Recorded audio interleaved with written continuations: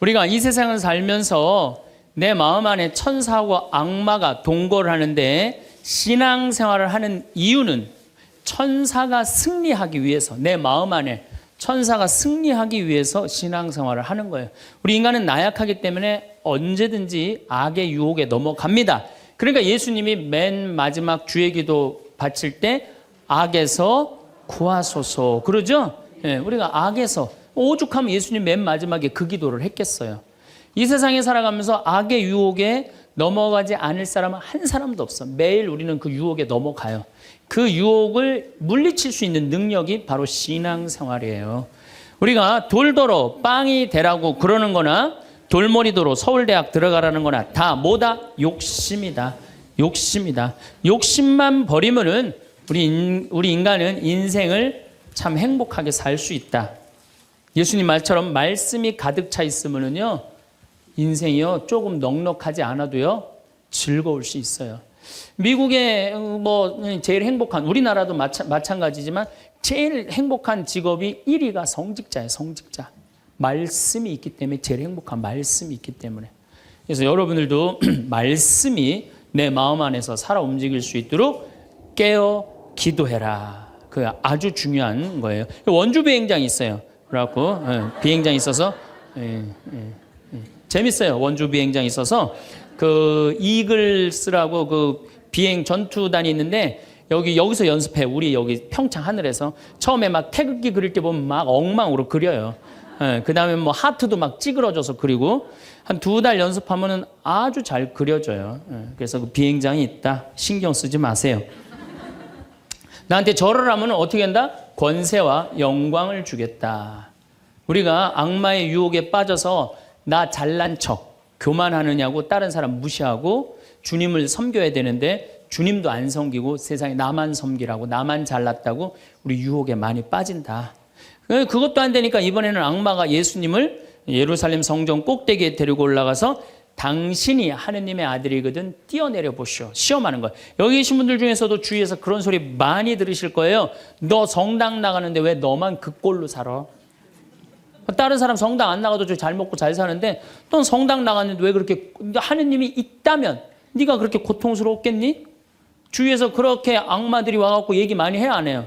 해요. 많이 해요. 그때 흔들리는 거예요.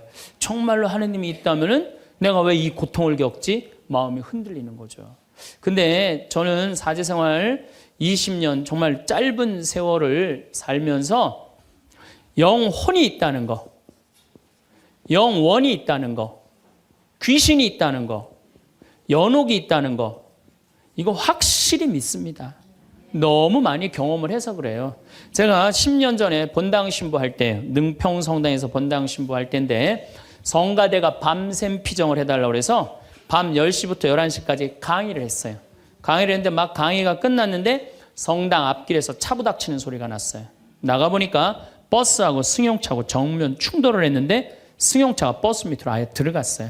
근데 그 승용차에 누가 타고 있었느냐면 우리 본당 사회복지 분과장이 타고 있었어요. 그 자리에서 즉사했어요. 이 사람이 얼마나 착한 사람이냐면은 사회복지 분과장을 했으니까 요맘때만 되면 김장 다 해서 어려운 소년 소녀 가정 다 넣어줬어요. 쌀 떨어지면 쌀 떨어진 집 체크하고 다 넣어주고, 성당 짓는다고 삽을 잡으면 삽자를 놓지 않은 형제야. 정말로 살아있는 천사예요, 천사. 그리고 그냥 3월 달에 자기 부자니까 뒷마당에 뿅아리 100마리 풀어놓으면은 그냥 5월, 6월 달 손님 오면 그거 잡아서 삼계탕 해주는, 정말 그야말로 천사야. 근데 그 자리에서 즉사를 한 거예요. 그래서 이제 부인이 시신을 분당 재생병원에서 옮겨갖고 새벽 2시에 다 검찰도 왔다 갔다 하고 그래갖고 새벽 2시에 시신 수습이 끝났어요. 그래서 상주들을 깨우러 간 거야. 근데 상주가 초등학교 5학년, 초등학교 3학년, 초등학교 1학년이야. 애들도 너무 예쁜 애들인데. 그래서 이제 엄마는 5살짜리 아이 저기 5학년 아이를 깨운 거야. 일어나봐라, 아들아. 근데 이 아들이요, 눈을 비비면서 엄마 나 이상한 꿈 꿨어 그러는 거예요. 무슨 꿈 꿨냐 그러니까 아빠랑 꽃밭을 가는데 너무 꽃밭이 예뻤다는 거예요. 막 천국같이 예뻤다는 거예요. 근데 그 꽃밭을 끝을 갔는데 손을 잡고 가는데 꽃밭 끝에 갔더니 계단이 하늘로 나 있는데 양쪽에서 날개 달린 천사가 우리 집으로 빨리 올라오라고 막 손짓을 했다고. 그래갖고 내가 올라가려고 했더니 아빠가 내 손을 딱 놓더니 지금부터 나 혼자 올라가는 거라고. 넌 나중에 올라가라고. 그래갖고 아빠가 막 올라가는 꿈을 꿨다는 거예요. 초등학교 5학년 아이가, 아빠가 돌아가신 사실도 모르는 아이가. 이건 뭐예요? 이 아빠가 돌아가시면서 누구한테 보여준 거예요? 아들한테 보여준 거예요. 이런 일은 너무 많아요. 우리가 죽으면은 굉장히, 우리 한국 사람들은 죽음을 너무 무서워해요. 근데 난 죽는 거는 꽃밭을 간다는 얘기는 너무 많이 들었어요. 우리 여기 생태마을에 암 환자들이 많이 오잖아요. 작년에 글라라라는 자매가 하나 있었어요. 이 진짜 얼굴도 이쁘고 그냥 천사예요, 천사. 천사인데 폐암이 걸린 거예요. 4년 전에 폐암이 걸려갖고 이 6개월밖에 못 산다 그랬는데 여기서 정말로 행복하게 4년을 살았어요. 근데 그냥 남편도 천사, 그냥 아들은 또 서울신학교 다니고 있어요, 지금도. 그 둘째 아들도 천사, 막내딸도 남편 말할 것도 없고. 그런데 그냥 하여튼 4년을 살다가 뇌까지 전이가 된 거예요. 근데 나는 우리 집에 암 환자들한테 그런 얘기를 해요. 죽는 거 무서워하지 말아라. 그리고 왜 미리 땡겨서 걱정하냐. 3개월 후, 6개월 후에 죽을 거 지금 걱정하냐. 오늘 즐겁게 살자. 그러다 보니까 4년, 5년 살았으면 많이 사는 거죠. 6개월밖에 못 산다고 그랬는데. 그리고 내가 항상 그랬어요. 죽으면 행복한 대로 가는 거다. 맨날 그랬어요, 내가. 살아도 좋고 죽어도 좋고. 근데 이 분이, 이 글라라 자매가 뇌까지 전이된 상태에서 죽은 거예요. 죽었는데 둘째 아들이 참 착해, 그 아들. 엄마 평상시에 죽으면 안 된다고 미리 이게 응급처치를 배운 거야. 엄마 혀가 말려 돌아갔는데 그걸 피고 막 심폐소생술을 하고 살려낸 거야. 그래갖고 이 글라라 자매 살아나서 이제 일산병원에서 내가 만났어. 글라라 자매가 그러더라고. 신부님, 내가 정말로 죽음의 여행을 떠나는데 너무 황홀하고 행복했다는 거야. 아, 정말 신부님 말대로 이게 죽는 게 이렇게 황홀하구나. 근데 그냥 아들놈이 살려놓은 거야, 그냥. 살려나갔고 그냥 깨보니까 살려. 그래서 한 3개월 정도 혼수 상태로 있다가 세상을 떠났어요. 나는 그분은 천당에 갔다고 확실히 믿습니다. 나는. 내가 미사도 맨날 봉헌하지만은 이미 천국에 가 있어요. 죽는 거는요, 결코 두려운 게 아니에요. 그리고 죽는데 꽃밭을 간다는 사람 난 너무 많이 봤어요. 미국에는 어떤 그 근사체험, 임사체험이라고 그래요. 죽음을 경험한 사람들 2만 명한테 물어본 거. 죽었다 살아 돌아온 사람들 3시간, 5시간, 의학적으로는 죽었다 이런 사람들 3시간, 5시간 후에 살아 돌아온 사람들 물어보니까 모두가 공통적으로 뭐라고 그래요? 꽃밭을 간다는, 모두가. 그리고 빛이 있는 대로 빨리 올라간다는 거. 내가 94년도에도 99살 먹은 할머니야. 병자성사라는데 내 손에서 마지막 기름을 바르고 내가 마지막 사제경까지 해주는데 돌아가신 할머니가 있어요. 근데 싹 영혼이 정말 올라가는 게 보이더라니까요. 싹 너무너무 행복한 영혼이 올라가는 게 보이는 거예요. 그래서 죽음은 뭐가 있느냐 그러지만 죽음은요, 우리는 하늘나라로 들려 올려지는 거예요. 예. 난 내가 강의할 때 핸드폰을 넣어도 한 번도 내 승질을 부린 적이 없어, 나는.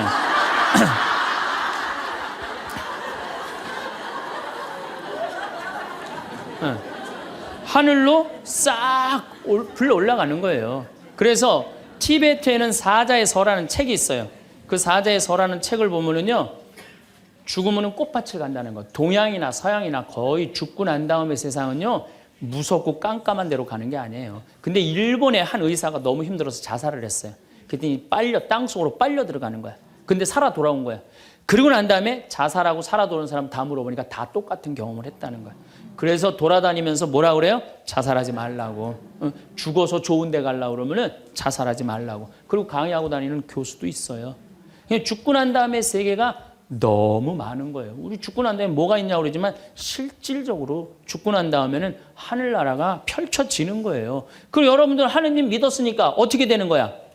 어디로 가?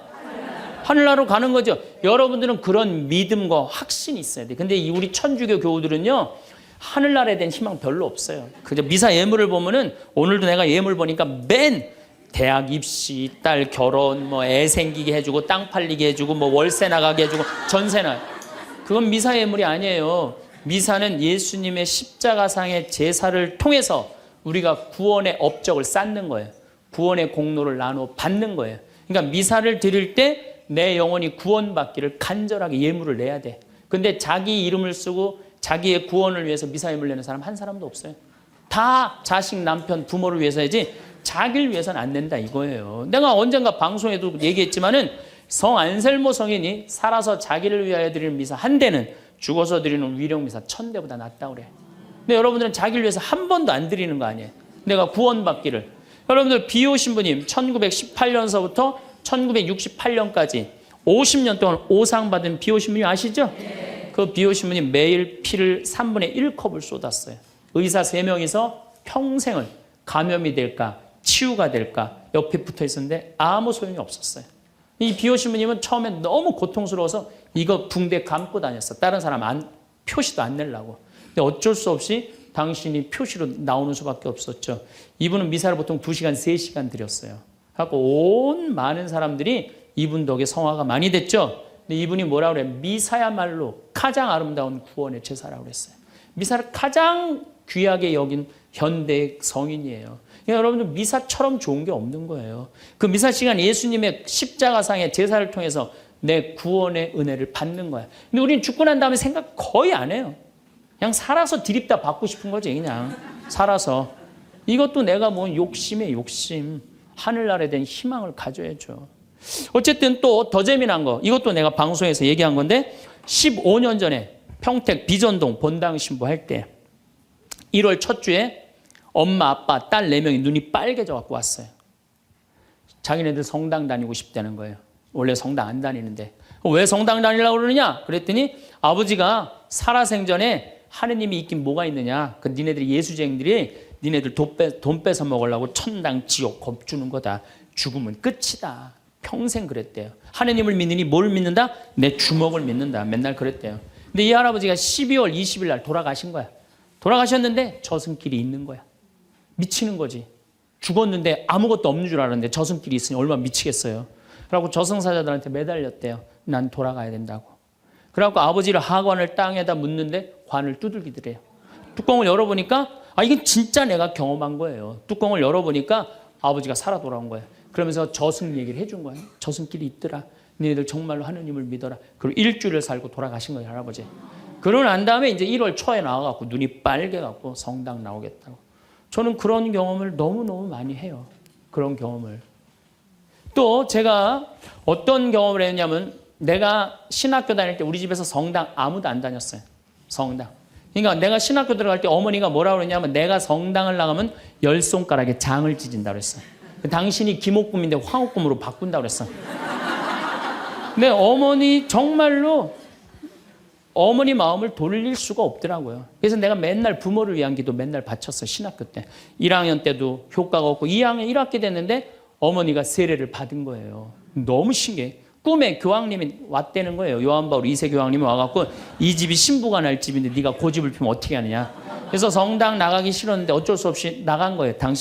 내 팔자가 신부 팔자인 줄 알고. 그러니까 우리 어머니가 보통 분은 아니에요. 꿈에 상대해도 교황님 아니면 상대를 안 하니까. 그런데도 그때도 네가 성당 나가러 왔으면 내가 안 다녔다는 거예요. 그러니까 완고하셨어요. 근데 자꾸 어머니한테 이상한 일이 벌어지는 거. 어떤 일이 벌어지느냐 하면은 2학년 1학기가 끝나고 어머니가 세례를 받았는데 그 우리 2층 집에 중풍 걸린 형제가 하나 있었어요. 이분이 평생 절에 다니던 분이에요. 경기도 사회복지국장까지 하던 분인데 한 15년인가 누워 있었어요.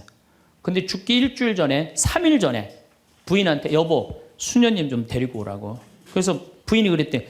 당신이 무슨 수녀님이냐고. 당신은 평생 절에 다녔으니까 스님을 모시고 와야 된다고. 아니라고. 아래층 신학생이 다니는 성당에 수녀님을 모시고 오라고. 도대체 왜 그러냐고 그러니까 비행기가 한 대 우리 집에 왔는데 나 데리고 갈 비행기라고. 그래갖고 탔더니 신부님하고 수녀님이 꽉 차 있더래. 그리고 의자가 딱 하나 비었는데 수녀님 여기가 당신 자리라고.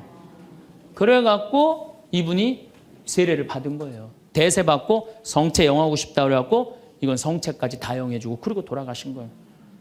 그러니까 그냥 굳이 부인이 남편이 그러고 세상을 떠났는데 그냥 성당 다니면서 우리 어머니한테 데모해달라. 우리 어머니는 견진도 안 받고 데모한 거 얼떨결해. 데모해달라고 데모해준 거죠. 어머니 입장에서 좀 이상한 거지. 근데 내가 학부 4학년이 됐는데 내가 하도 난리를 쳐갖고 우리 동네 세례를 많이 받았어요. 신학교 들어간 난리를 쳐갖고 한 30m 떨어진 집이 내가 학부 3학년 때 세례를 받았는데 아들이 교통사고로 죽은 거야. 다음에는 딸이 교통사고 또 죽은 거예요. 오토바이 쳐서. 이거 안 된다. 굿하자. 그래갖고 이제 굿을 하는 거예요. 굿을 막 하는데 이 굿이라는 게 진호기 굿이에요. 죽은 영혼을 위로하는 굿을 진호기 굿이라고 그래요. 처음에 억울하고 분한 영혼을 위로한다고 춤을 춰요. 막 춤을 추다가 그 영혼하고 접신을 해요. 그래갖고 그 영혼이 미처 해주지 못한 말을 전해주는 걸 공수라고 그래요. 공수. 막 공수를 하는 거야. 딸 목소리를 내갖고 엄마 아빠 너무 슬퍼하지 마라. 오빠는 천당에 갔고 나도 천당으로 가고 있는 중이야. 그러니까 너무 슬퍼하지 마라. 그리고 엄마 저기 나 오토바이 쳐갖고 구치소에 가는 사람 합의 봐줘. 우리가 이렇게 좋은 데 가는데 뭐 이렇게 나쁘게 할 게 뭐 있어. 그리고 엄마 아빠는 나중에 우리 만나려면 성당에 열심히 다니라고. 그냥 무당이 그냥 혼수 상태에서 성당 열심히 다니라고 막 얘기를 하는 거야.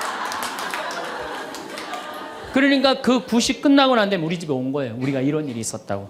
어머니는 그때까지도 완고했어요. 그저 나한테 맨날 넣으라고 그랬어요. 근데 이제 그걸 경험하고 난 다음에는 어머니가 그러는 거예요. 용어가 바뀌었어요. 학사님 그런 일이 있었다고. 그래갖고 내가 어머니 꼭 붙잡고 어머니 나하고 갈 데가 있다. 어딜 가냐? 부엌에 좀 가자. 부엌에 왜 가냐고. 저 가스불 켜놓고 10손가락에 장 지져야 될 거 아니냐. 저만 그런 게 아니에요. 여러분들도 인생 살아오면서 하느님의 손길이 다 있었어요. 순간순간 다 있으셨죠? 근데 왜 까먹어요?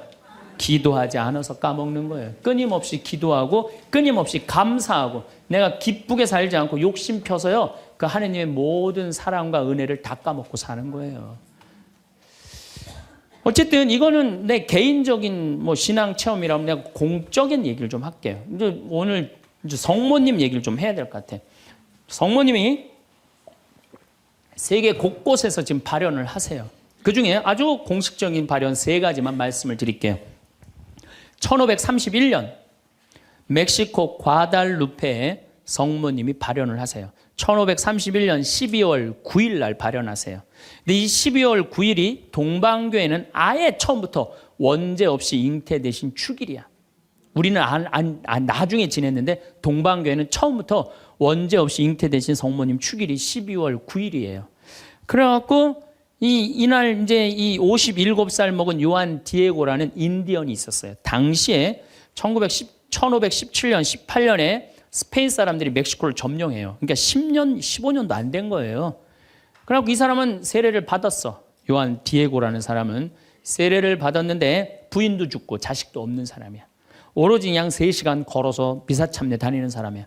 토요일 날 이제 성당을 간다고 갔는데 테페악이라는 언덕에 딱 올라섰는데 기가 막히 아름다운 음악이 들리고 코를 찌르는 기가 막힌 향내가 나는 거야. 가보니까 너무 아름다운 부인이 서 있는 거야. 성모님. 성모님이 딱 나타나갖고 요한 디에고 나는 탄식하는 이들의 위로의 어머니고 도움을 청하는 이의 어머니다. 나의 사랑을 하느님의 구원을 온 세상에 전하기 위해서 이 언덕에 성당을 지라고 주마라가 주교한테 가서 얘기를 해라. 당시에 스페인 1대 주교가 와 있었어요. 주교한테 가서 얘기를 하라는 거야. 요한 디에고는 성모님을 너무 명명백백하게 봤기 때문에 의심하지 않고 주교관을 쫓아가요. 근데 이게 멕시코 사람이야. 완전히 까만 인디안이야. 그런데 주교관에 딱 갔더니 입구에서부터 못 들어오게 막는 거예요. 문지기들이 어딜 들어오느냐고. 아니 난 꼭 가야 된다고. 나 좀 들여다 보내달라고. 그래갖고 그냥 문지기들이 왔다 갔다 했는데 주교님 뭐냐 그러니까 아니 주교님 만나러 왔다고 들여보내라고 했더니 요한 디에고가 내가 성모님을 만났는데 성모님께서 주교님한테 그 테페악이라는 산에다가 성당을 지나라고 전해주라고 그랬다고. 여러분들이 지금 남산을 가는데 남산 꼭대기 가는데 성모님이 딱 나타났어요. 너무 아름다운 모습으로. 마리아, 데레사 이렇게 합시다. 데레사 너 우리 추기경님한테 가갖고 이 나의 사랑을 온 세상에 대한민국에 전하기 위해서 남산 꼭대기에 성당을 지라고 가서 전해라. 분명히 성모님을 봤어요. 그래갖고 여러분들이 이제 명동에 가갖고 추기경님한테 내가 성모님을 만났는데 남산 꼭대기에다 성당을 지라고 그랬다고. 그럼 추기경님 아유 잘 알겠습니다. 그리고 짓겠습니다. 그럴 것 같아요? 명동에 가면 약간 정신 나간 여자 3명 있어요. 4번째 등극하는 거 4번째. 성모님 본 사람들 다 처음에 무슨 대접받아요? 다 미친 사람 대접받아. 다. 그러니까 주교님이 뭐라고 그러냐면은 이상한 소리 하지 말아라. 가라 그래요. 네가 정말이라면 나중에 얘기하자 그래요. 그래갖고 성모님이 내가 기다리고 있겠다 그래. 그래갖고 다시 태평이라는 산에 가요. 성모님한테 그래요. 성모님 전했느냐? 성모님 얘기를 전하긴 전했는데 주교님이 안 믿는 것 같다고. 그랬더니 성모님이 뭐라고 그러냐면은 그렇다면 내일 가서 또 전해라 그래요. 난 참 성모님도 답답해요. 아니 그게 그렇게 중요하면 당신이 가서 얘기하면 될 거 아니야. 왜 그 저기 뭐 57살 먹은 보면은 벨라 됐다. 그다음에 루시아 다 똑같아. 제대로 배우지도 못하고 가난한 사람한테 나타나고 꼭 힘들게 해. 그래서 내가 기도 때 한번 따졌어요. 성모님. 아니 나타내려면 신부나 주교나 뭐 이런 사람한테 나타나갖고 확실하게 해지 왜 그렇게 사람들이 힘들게 하느냐고 그랬더니 성모님이 하느님의 영광은 어린아이, 순수한, 미천한 사람을 통해서 드러나는 것이다. 그러시더라고요. 그래서 그건 이제 앞으로 안 따지기로 했어 내가. 그래갖고 이 요한 디에고는 다음 날 주교님을 또 찾아가요. 또 문지기들이 모욕을 주죠. 이런 무식한 원주민 인디안이 어디 감히 주교를 만나느냐고. 그래도 이 요한 디에고는 애절하게 주교님을 만나자고 원해요. 하도 그러니까 어쩔 수 없이 주교님을 만나게 해줘요. 그러니까 주교님이 이틀째 연속 오니까 그래? 만약에 네가 정말로 성모님을 봤다면 증표를 갖고 와라 그래. 증표를. 내가 갖고 올 수 있다고. 성모님 분명히 봤으니까. 12월 10일 날. 그래갖고 이제 가갖고 성모님한테 가요. 성모님이 기다리고 있어. 그래 전했느냐 그러니까 전했다고. 전했는데 주교님이 성모님한테 증표를 갖고 오라고 그랬다고. 그러니까 성모님이 내일 오면 내가 증표를 주마 그래요. 12월 11일 날이 됐어요. 그래갖고 이제 이 요한 디에고가 가려고 그랬는데 요한 디에고 부인도 없고 자식도 없는데 삼촌 베르나르도라는 삼촌이 작은 아버지가 한 분 있는데 열병에 걸려갖고 돌아가시려고 그래요. 그러니까 병간호를 막 하는 거예요. 병간호 하느냐고 성모님한테 가긴 가야 되는데 이거 삼촌은 죽으려고 그러고 그래갖고 못 가요. 난 또 요한 디에고도 참 답답한 사람이야. 아니 그 대단한 성모님한테 갖고 낫게 해달라면 될 거 아니야. 그걸 또 그냥 자기가 간호한다고.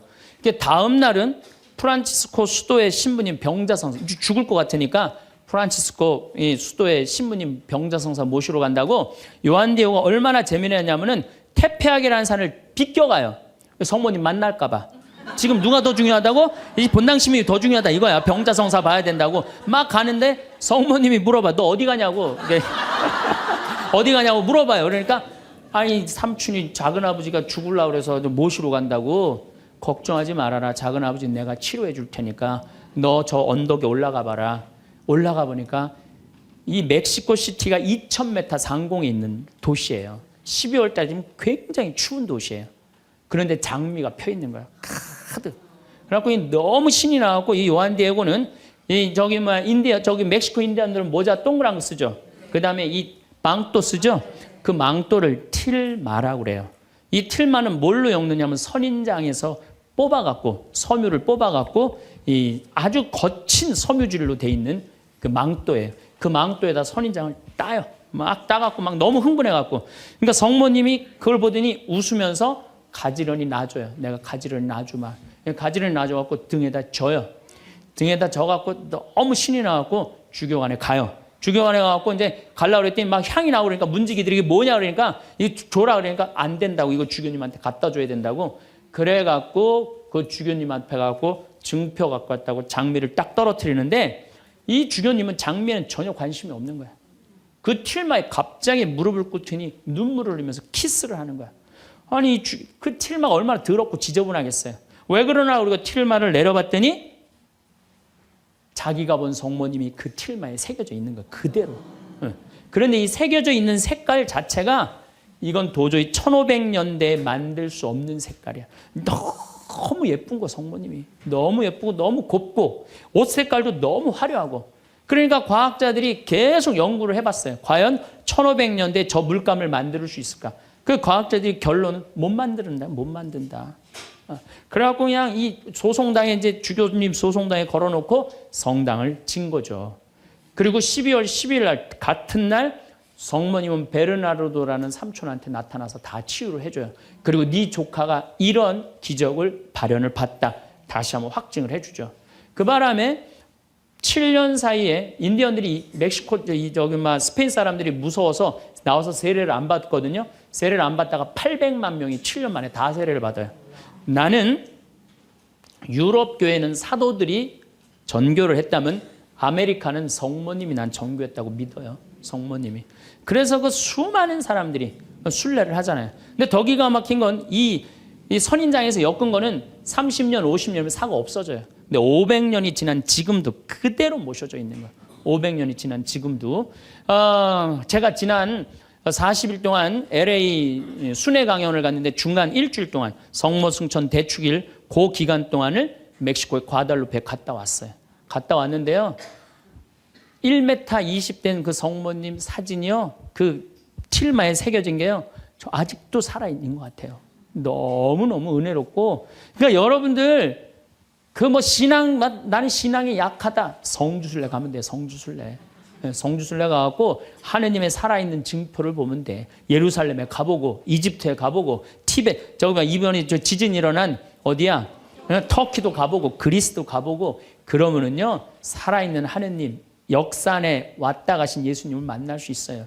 그냥 그런 데는 안 가고 그런 데 돈 쓰는 건 아깝고 그냥 누워갖고 그냥 하느님이 있나 없나 이러고만 앉아 있으니 무슨 돈으로 애 휴학 시키고 학교 무슨 학교예요. 그냥 여러분들 영혼이 더 중요한 거지. 공부도 못하는 놈들 뭐하러 그냥 학교를 보내고 학원을 보내고 그래요. 그런데 더 기가 막힌 사건이 벌어져요. 1963년 성모님의 눈동자가 이상해서 사진을 찍어봐요. 사진을 찍어봤고 현미경으로 6배 확대를 해보니까 성모님 눈동자에 3사람이 있는 거야. 자세히 더 기가 막히게 해보니까 그건 그림으로는 도저히 불가능한 거. 비친 그 그림인데 첫 사람이 누구냐면 그 요한 디에고 초상하고 똑같은 거야. 두 번째는 주마라가 주교. 세 번째도 같이 있던 사람. 그게 500년이 지나도록 몰랐던 거예요. 물론 거기에 기적은요. 이거 한 3배만한 성당이 있는데 요만한 사진으로 꽉 찼어요. 그 과달루페 성모님을 통해서 기적이 일어난 건 뭐 말할 것도 없고 그건 말할 것도 없고 이 과달루페 성모님 이거 우리 이 사진에 이제 방송에 나갈 거예요. 성모님 딱 멋있게 나갈 거예요. 지금도 그 성모 저는 그 성주순례 가서 제가 거기서 미사도 봉헌했지만은 그 엘리베이터로 돼 있어요. 에스컬레이터라고 그러냐 하도 사람이 많으니까 스면은 쭉 지나가서 볼 수 있어요. 그리고 또 뒤쪽으로 또 돌아. 그러면 또 뒷걸음막 또 쭉 가면서 볼 수 있어. 내가 묵주기도 5단을 하면서 그 성모님만 봤는데도요 그렇게 은혜롭더라고요. 근데 그 사진도 지금 사갖고 왔는데 보고 있으면 너무너무 행복해요. 성모님이 얼마나 우리 아들 구원 사업을 많이 신경을 쓰시겠어요. 또 1858년 2월 11일부터 7월 16일까지 18번에 걸쳐서 벨라데타라는 소녀한테 나타나요. 루르드의 성모님. 이 피레네 산맥 밑에 있는 조그만 동네에 누르드라는 게 그거 보면 그냥 저 피레네 산맥이 꼭대기까지 보여요. 근데 이 아이가 너무 가난한 거야. 2월 11일 날 피레네 산맥 프랑스 끝에 있으면요 추워요. 너무 추워갖고 땔감을 모으러 가. 막 땔감을 모으러 가는데 동굴에 빛이 나는 거야. 부인이 보이는 거야. 너무 아름다운 마담이 보이는 거야. 너 나한테 계속 올 수 있느냐? 네 마담. 처음에 이름을 밝히지 않아요. 그리고 이 벨라데타도 14살 난 아이도 마담이라고 그래. 근데 동생한테 얘기를 해요. 야, 너 비밀 지켜야 된다. 나 오늘 성모님 봤거든. 그러니까 아무한테도 말하지 말아라. 근데 이 동생이 집에 가자마자 엄마, 언니가 성모님 봤대. 그러니까 엄마가 어떻게 했을 것 같아요?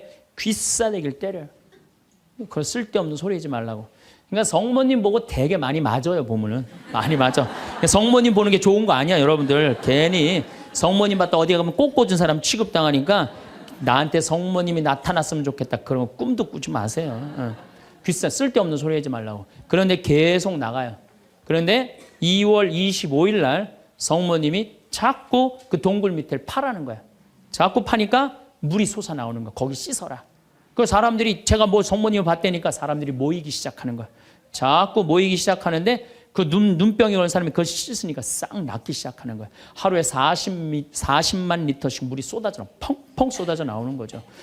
그러니까 자꾸 사람들이 이제 물어보니까 본당 신부님이 벨라데타를 불러요. 얘야, 너 그분을 만나면 성모님을 만나면 이름이 뭐냐고 물어봐라. 그랬더니 벨라데타가 맹랑한 소리를 해요. 그분은 성모님이 아니다. 그분은 그냥 부인이다. 너무 아름다운 파란 띠를 한. 여러분 루르드 성모님 파란 띠 아시죠? 파란 띠를 한 부인이다. 부인, 마담이다. 글쎄 마담이든 뭐든 이름을 좀 알아갖고 와라. 그래갖고 3월 25일 날 중요한 성모 용모 축일이죠. 만났어요. 만나고 이렇게 물어봐요. 마담, 본당 신부님이 이름이 뭔지 알아보라고 그랬다고. 그랬더니 성모님이 내 이름은 꾸에소에 에라 임마꿀라타 콘셉시우다 딱 그래요. 얘는 라틴어를 배운 적도 없는 애야. 그리고 그 피렌체 언어를 쓰는 아이야. 라틴어를 배운 적도 없는 아이인데 성모님이 꾸에소에 에라 임마꿀라타 콘셉시우 이러니까 그거 안 까먹으려고 막 입술로 막 되네요. 꾸에소에 에라 임마꿀라타 콘셉시우. 그래갖고 본당 신부 문을 확 열면서 이름 알아왔다고. 뭐라고 그러느냐? 꾸에소에 에라 임마꿀라타 콘셉시우랍니다. 그랬더니 본당 신부 너 그 무슨 뜻인지 어떻게 아느냐? 그랬더니 벨라데타가 뭐라 그러냐면 난 무슨 뜻인지 나 안 잊어먹으려고 이거 외우느냐고 죽을 뻔했다고. 정말로 그래요. 정말로. 너무 힘들었다고. 그래갖고 본당 신부한테 얘기를 했는데 깜짝 놀라는 거 본당 신부가. 왜 놀라느냐면 그게 무슨 뜻이냐면은 라틴어인데 임마꿀라타가 깨끗하다라는 뜻이야. 콘셉시오라는 게 임신했다라는 거. 원죄 없이 잉태된 교리가 1854년에 반포가 돼요. 4년 전에 교황청에서. 그런데 성모님은 항상 당신에 대한 교리가 반포되면 발현을 통해서 꼭 알려줘요. 확증을 시켜주는 거죠. 그러니까 이게 발현인가 보다. 그래갖고 거기서 이제 성당을 짓고 수많은 사람들이 순례를 하고 거기에 이제 물이 펑펑 쏟아져 나와갖고 어떻게 수많은 사람들이 기적을. 그래갖고 거기도 의사들이 있어요. 이 자연 치유냐 기적이냐. 뭐 기적을 함부로 해주는 건 아니지만 그래서 거기 간 사람들이 다 그 물 먹고 많이 낫고 그러잖아요. 나는 그 루르드에 가서 난 루르드도 갔어요. 루르드도 어디야 테페아 과달루페도 가고 루르드도 갔어. 나도 거기 가서 세례했어요.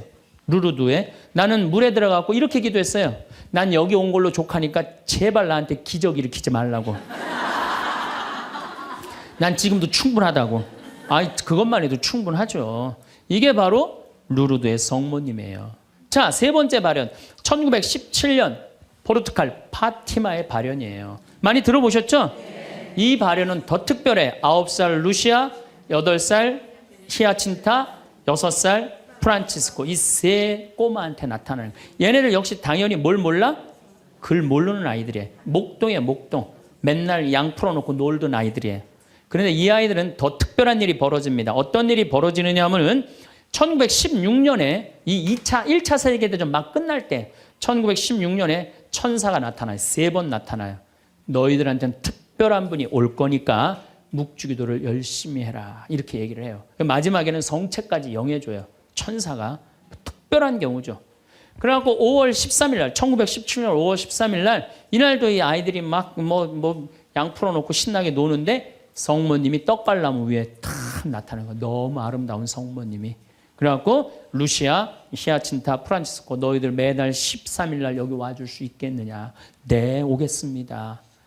나는 로사리오의 모후다. 여러분들 저기 이 성모님이 그 유명한 그 계시가 뭐예요? 죄인들의 회개. 그렇죠? 그 다음에 또 뭐가 있어요? 연옥 영혼들을 위해서 기도하고 그 다음에 공산주의 회개를 위해서 기도하라는 그 세 가지 성모님이 내리신 계시죠. 뭐 당연한 거죠. 그런데 7월 13일 날은 이 루시아가 천당, 지옥, 연옥을 세 개를 다 봐요. 그리고 이 루시아는 오랫동안 살죠. 오랫동안 사는 히아친타하고 프란치스는 중간에 다 죽지만 어렸을 때 루시아한테는 특별한 성모님이 계시를 많이 했죠. 근데 9월 달에 사람들이 3만 명이 모여요. 3만 명이. 왜 3만 명이 모이냐면은 자꾸 너무너무 유명해지니까. 그런데 이때 꽃비가 막 내리는 거야. 근데 사람들한테 올 땐 다 녹아내리는 3만 명이 다 같이 경험을 하는 거예요. 10월 달에는 마지막 발현 때는 7만 명이 모여요. 7만 명이. 그런데 전날부터 폭우가 쏟아지는 거야. 폭우가 막 쏟아지고 차가 얼마나 많이 모였냐. 100대가 모여요. 100대. 1917년에 차 100대면요. 엄청나게 많은 거예요. 마차 130대, 자전거 100몇 대. 그리고 7만 명이 걸어서 그냥 환자들 끌고 그냥 다 7만 전 세계에서 온 거예요. 유럽 전 세계에서. 근데 그냥 전달도 12시에 딱 오셨는데 아니 10월 13일 날 12시에 성모님이 나타난다는데 계속 폭우가 쏟아지는데 안 나타나는 거예요. 그러니까 성모님이 안 나타나니까 그 신부님이 뭐라 그래요? 한 신부님이 뭐라 그러냐면은 내가 이거는 일부러 여러분들 읽어주려고 내가 적어 갖고 왔어요. 이 전날 밤 그곳을 꼬박 세운 한 신부가 물었다. 몇 시에 오시니? 정오에 오십니다. 루치아가 대답했다. 그 신부는 시계를 본 후 다시 루치아를 보며 봐, 지금이 정오란 말이야. 그 부인은 거짓말쟁이라고 우리에게 말할 셈이니 그 신부는 참지 못하고 어린이들을 의심쩍어 했다. 그리고 또 시계를 보았다. 하지만 정오가 넘었잖아. 여러분 모두가 환상이라는 것을 모르시겠습니까? 있을 수 없는 일입니다. 성모님의 발현은 없다는 거예요. 집으로 가세요. 다들 집으로 가세요. 이래요. 근데 루시아는 부인께서 오신다고 하셨습니다. 신부님, 전 그분께서 약속을 지킬 것을 믿고 있습니다. 12시에 오기로 했는데 성모님이 안 오기로 루시아가 얘기를 했는데, 근데 1시에 갑자기 비가 그쳐요. 난 또 성모님도 정말로 답답해요. 아니 12시 오기로 했으면 12시 와야 될 거 아니야. 왜 1시간 동안 애를 괴롭혀, 애들을. 1시에 갑자기 비가 맺히고 구름이 걷히는 거예요. 걷히면서 태양이 비치는데 기가 막힌 장면이 벌어지는 거예요. 태양이 돌면서 무지개 색깔이 나면서, 그리고 의심을 품었던 많은 사람들이 와요. 여기도 이제 그 내용이 나와요. 의심을 품었던 사람들이 뭐라고 그러냐면, 하느님 우리 죄를 용서해 주소서, 이렇게 얘기를 해요. 왜 그러느냐면은 무신론자, 회의론자들이 와갖고 왜 이 공포에 질려서 그러냐면, 태양이 돌면서 그 뜨거운 태양이 땅으로 떨어지는 거, 너무 뜨거워갖고 이 사람들이 이게 마지막 심판인가 보다, 공포에 질린 거지. 7만 명이. 그래갖고 막 울면서 막 살려달라고 그러고, 그냥 우리를 좀 제발 용서해달라고. 그렇게 15분 동안 태양이 온갖 조화를 비추고 딱 제자리에 돌아갔는데, 더 놀라운 건 그 7만 명 모두가 이틀 동안 비가 젖었는데 다 비가 말랐고 30cm 진흙이 깨끗하게 꾸들꾸들해진 거예요. 7만 명이 완전히 한두 명이 본 게 아니라 그 사진을 보면요, 다 이러고 쳐다보고 있는 거예요, 하늘을. 이게 바로 파티마의 성모님이에요. 이렇게, 아니 온 세상에 하느님의 현존하심이 명명백백한데, 그럼 난 파티마는 내년 2월 달에 또 성주순례 가요. 나는 돈 생기면 무조건 성주순례 가자, 이게 내 신조예요. 네, 네. 이제 파티마에 갈 거예요. 여러분들도 성지 다니세요. 예루살렘도 가시고 제발. 아니 개신교 다니는 분들은 어떻게 해서든지 돈 모아서 개 모아서 가는데 천주교들은 안 가. 우리 하늘나라에 대한 희망이 없어서 그래요. 어떻게 해서든 이 세상에서 복 받으려고 돈 조금 쓰는 거 아까운 거야. 내가 첫날 말했죠. 돈은 쓴 것만 내 돈이에요. 여러분들 아껴봤자 아무 소용 없어요. 그것도 성주순례 가기 위해서 어떻게 쓰셔요. 네. 자, 그렇다면은 아직도 나는 의심이 간다. 그렇다면 내가 가장 확실한 증거를 하나 댈게요. 그게 뭐냐면 예수님이에요. 예수님. 예수님이라는 분이 2000년 전에 이 세상에 왔다 가셨어요. 아니 그분이 안 왔다 갔다 하면 베드로라는 존재가 탄생했겠어요? 안 탄생했겠어요? 베드로라는 사람은 탄생할 수가 없어요. 베드로, 2대 교황 리노, 3대 교황 클레토, 4대 교황 클레멘스, 알렉산더, 식스토, 이래갖고 지금 교황이 265대예요. 2000년 동안 한 번도 끊어지지 않고 그 전승이 내려온 거예요. 예수님의 살아있는 모습을 보고. 근데 베드로라는 인물이요, 어떤 인물이냐면은 어부였어요. 그 갈릴레 호수의 어부였어요. 그건 사나이 중에 사나이였어요. 남자 중에 남자였어요. 예수님 정말로 지켰던 사람이에요. 마지막에 배신 좀 해서 그렇지. 네. 그런데 마지막에 예수님을 배신합니다. 정말로. 왜냐하면 그 스승이 그렇게 허망하게 죽을 줄은 꿈에도 몰랐거든. 그래갖고 배신하고 도망가 버려요. 네. 그런데 부활했다는 거야. 그래도 안 믿어요. 그래도 안 믿고 어떻게 갈릴레 호수 가고 물고기를 잡아요. 근데 또 나타난 거야. 미치는 거지 베드로는. 아니 그냥 죽었으면 한 일주일 후나 한 달 후에 나타나면 얼마나 좋아. 계속 3일 만에 계속 나타나네. 그러니까 물속에 뛰어들고. 그리고 40일 동안 예수님하고 생활하면서 이 사람의 인생은 완전히 바뀌어요. 어떻게 바뀌느냐. 베드로가요 대단한 말 하지 않아요. 돌아다니면서 내가 예수님을 만났는데 이 예수님이 십자가에 못 박혀서 처참하게 돌아가셨는데 3일 만에 부활하셨다. 자, 내 예를 들면 좀 그렇고, 여러분들 만약에 본당 신부님이 죽었는데 3일 만에 다시 살아났어. 완전히 땅까지 다 묻어놨는데 3일 만에 주일날 딱 나타나갖고 나하고 같이 밥 먹자 그러고 강론을 했어. 여러분들 주에 나가고 우리 시민이 죽었는데 3일 만에 살아나왔다고 얘기할 것 같아요? 안 할 것 같아요? 아마 온 세상 돌아다니면서 얘기할 거예요. 그렇죠? 그 경험이 베드로한테 있었던 거예요. 그 예수님을 40일 동안 보고 가만히 있을 수가 없었던 거야. 이젠 죽음도 불사하는 거지. 그 12제자가 다 같이 경험한 제자 11제자가 온 세상을 돌아다니면서 그걸 전한 거예요. 그 전하고 전한 게 지금까지 우리한테 내려온 거야. 그러면 이 성서, 그 사람들이 이제 베드로가 전한 얘기를 적어갖고 성서 안에 예수님을 써놓은 거예요. 우리가 성서에 예수님이 한 말씀은 살아 움직이는 그분의 2000년 전의 현존이야, 현존. 그것만 읽어도 가슴이 아마 미어 터질 것 같아요. 근데 그냥 성서도 안 읽고 성지순례도 안 읽고 그냥 맨날 천장에 누워갖고 예수님 있는 거야 없는 거 이러고 의심을 하고 앉아있으니 이게 얼마나 한심한 유혹에 얼마든지 빠질 수 있어요. 자, 그랬더니 이제 여러분들 이제 오늘 이제 신앙심이 생겼어. 좀 생겼어요? 네. 그래, 맞아. 생겼어. 이제 하나님은 확실히 계신 거야. 성모님도 있고 예수님도 있고 오늘은 굳건한 마음으로 믿음으로 돌아갔어. 오늘 잘 때요. 악마가 와서 뭐라고 그럴 것 같아요. 야, 그거 신부님 그거 개인적인 얘기지. 그거 아니야. 있긴 뭐가 있어. 없어. 계속 끊임없이 유혹받아요. 그렇다면 우리가 이 유혹에 안 빠지려면은 어떻게 해야 되느냐. 유혹에 안 빠지려면은요. 끊임없이 기도해야 돼. 그렇죠? 그 다음에 항상 기뻐해야 돼. 신앙인의 기본은 뭐예요? 항상 기쁜 거예요. 기쁜 사람은요, 유혹에 안 빠져요. 왜? 이 기쁜 사람은요, 욕심이 없어요. 어떤 사람이 유혹에 많이 빠지면 욕심이 많은 사람이 유혹에 빠져요. 예, 그래갖고 그냥 늘 미움, 분노 이런 사람들이 유혹에 빠지는 거. 더 가지려고 그러는 사람. 욕심이 없는 사람은 항상 기쁠 수 있어. 그 다음에 끊임없이 기도하는 사람. 매일 미사 참여 다니고 묵주기도 열심히 하고 이런 분들 또 피정 열심히 따라다니고 이게 끊임없이 기도하는 거. 이런 사람 유혹에 안 빠져요. 그 다음에 어떤 사람이 유혹에 안 빠지냐면 어떤 처지에서든 감사하는 사람. 이 사람들 유혹에 안 빠져요. 그래서 이 세 가지 이거는 내가 다음 또 3시간에 걸쳐서 여러분들하고 이야기를 나누도록 하겠습니다. 우리 생태마을에 와주셔서 정말로 감사하고 요즘 세계 경제가 상당히 불안해요. 상당히 불안한데 저는요, 여러분들 이런 생각을 해요. 일본이 돈이 없어서 저렇게 지금 불안한 경제 상황을 사느냐? 미국이 돈이 없어서 불안한 경제 상황을 사느냐? 저 사람들 상당히 지금 힘들고 고통스러워요. 뭐가 없느냐? 말씀이 없는 거예요. 무슨 말씀이 없느냐? 하느님의 말씀이 없는 거예요. 그러니까 유럽 교회가 지금 난리가 나잖아요. 지금 그것도 뭐 때문에 그래? 나는 하느님의 말씀이 없어서 그렇다고 그래요. 생각을 해요. 여러분, 최근에 일상생활에서 뭔가 변화를 느끼셨나요? 예전에는 쉽게 들어 올렸던 물건이 갑자기 무겁게 느껴지거나 계단을 오르내리는 것이 더 힘들어진 것 같지는 않으신가요? 혹시 이런 변화를 단순히 나이 탓으로 여기고 계시진 않나요?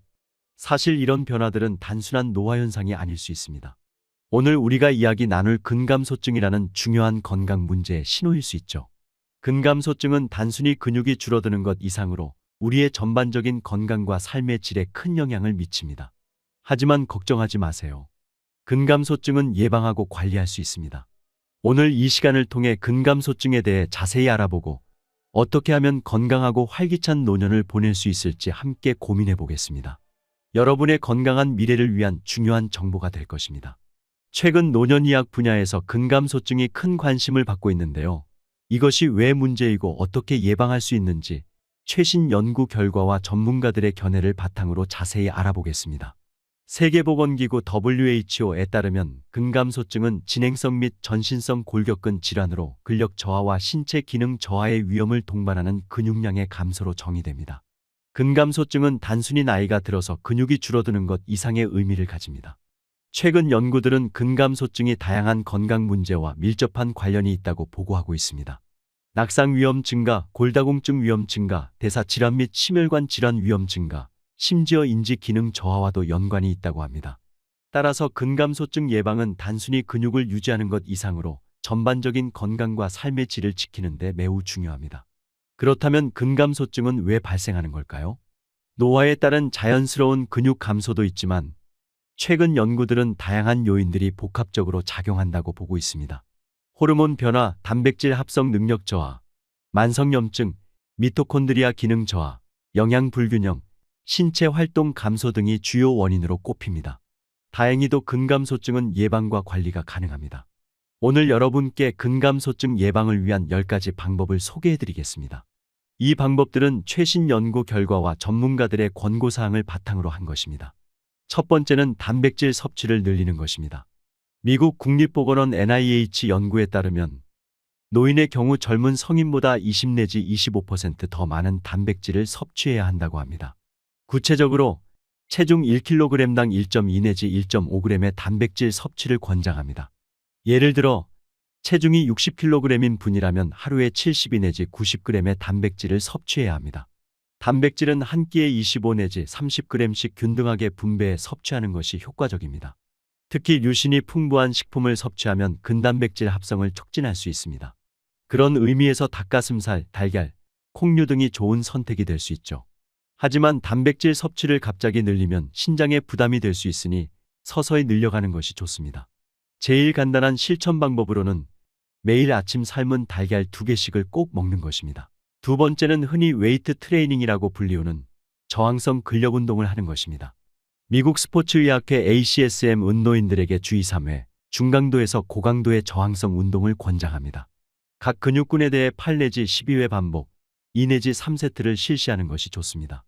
저항성 운동이라고 해서 꼭 헬스장에 가서 무거운 역기를 들어야 하는 것은 아닙니다. 집에서도 간단한 도구를 이용해서 할 수 있습니다.